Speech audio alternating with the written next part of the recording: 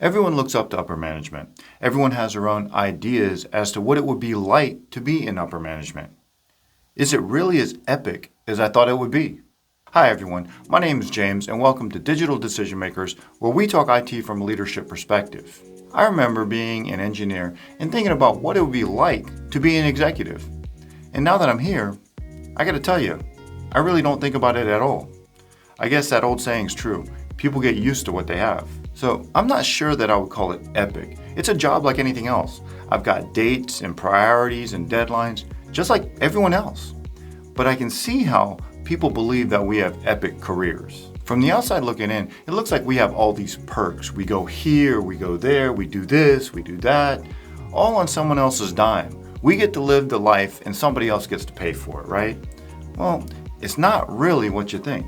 As I've moved into this role, there have been more perks, yes. I do travel more, I do attend events, but let's talk about what that really looks like. Traveling is cool. I get the opportunity to attend many events throughout the year, but it's not the life of luxury. I'm not flying first class, I'm not in a private jet. I travel just like everyone else. And sure, I get to attend dinners and games with vendors, and yeah, we have fun, but the part that gets overlooked is that it's still work. So let's say I have an outing. I leave the office at 5:30 or so. I get to the restaurant, and then what? It may be the first time I've ever actually spoken to this person face to face. Maybe it's cool, or maybe it's uncomfortable and awkward, and I'm saying things like, oh, it's a beautiful day outside. And trust me, unless you're a meteorologist, nobody wants to talk about the weather. Then let's say you order some drinks, the conversation flows a bit smoother, people loosened up.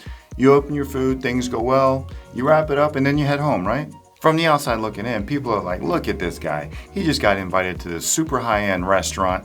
He's getting to live the life. But the truth is, the vendor's there to do a job. They want to sell you something. They're looking for information. They're looking to build relationships. They're looking to get an edge. Sure, do you want some more wine? Sure, how about some scotch? Keep them coming. There's nothing like alcohol to loosen those lips. Plus, you're in their element.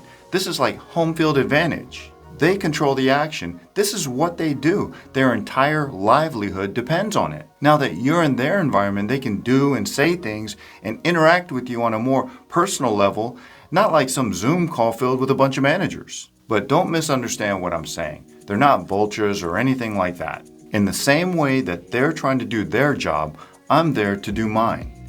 Everything that they're doing to me, I'm also doing to them. I need to find information. I need to find out what my competitors are doing, perhaps what software or applications they're purchasing. Maybe we can get a better deal with the things that we're purchasing. This is a cat and mouse game under the guise of having a good time.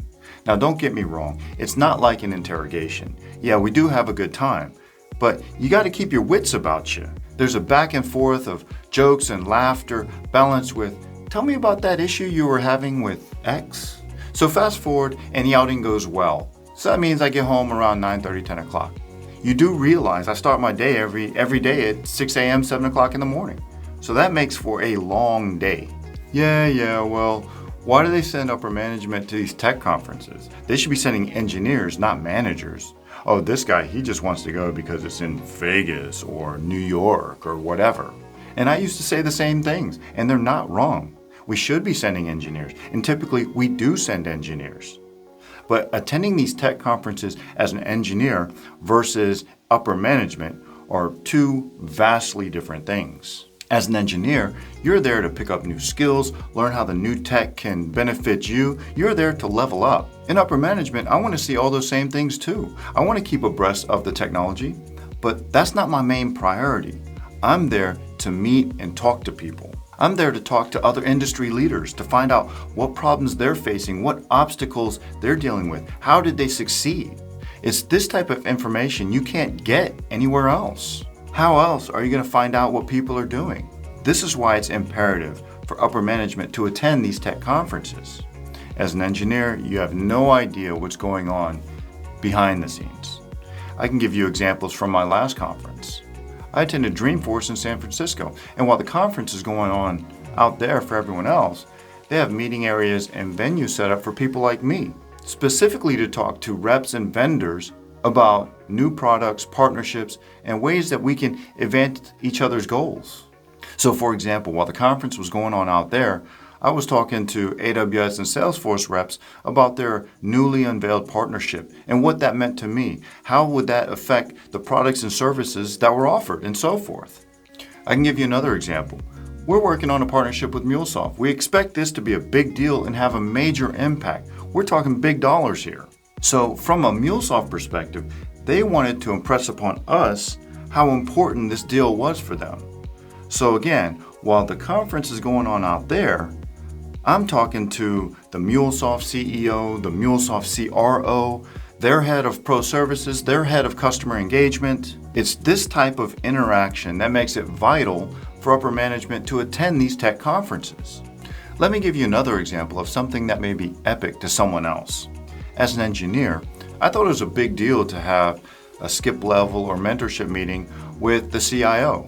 And I mean, let's take that for face value. As an engineer, you tend to know engineers. Those are the people that you interact with on a daily basis. Those are your peers.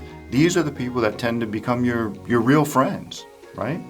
Having a conversation with a CIO is a big deal, right? I mean, after all, they're way up here. So, am I going to leave a good impression? Oh man, I wish I had access to a CIO. I mean, I could pick their brain and learn how to move ahead. And then you start filling your head with all this kind of stuff. And I've been there. I thought the same things too. But now things are different for me. My perspective is different.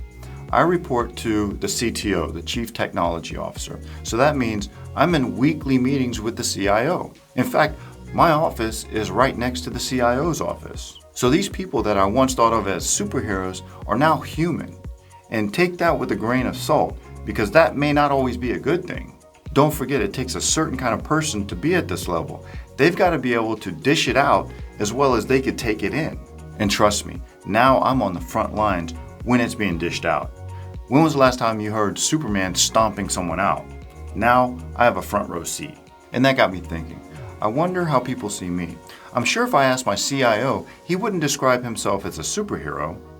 And if I were to describe myself, I'd say that I was a hardworking, determined individual. A superhero? Not so much. That's definitely a stretch. So let me think about that original question again. Is my job as epic as I thought it would be? It's pretty epic to have this kind of impact, to be able to make a real difference and to influence the way that we move as a company. So yeah, I'd say that's pretty epic. The traveling, the dinners, the perks, that's all just part of the job. If you want to hear what else is just part of the job, click the video at the end of this one. I'll give you my take on what upper management really does, and it may not be what you think. Well, that'll wrap it up for this one. Thanks for checking me out on Digital Decision Makers.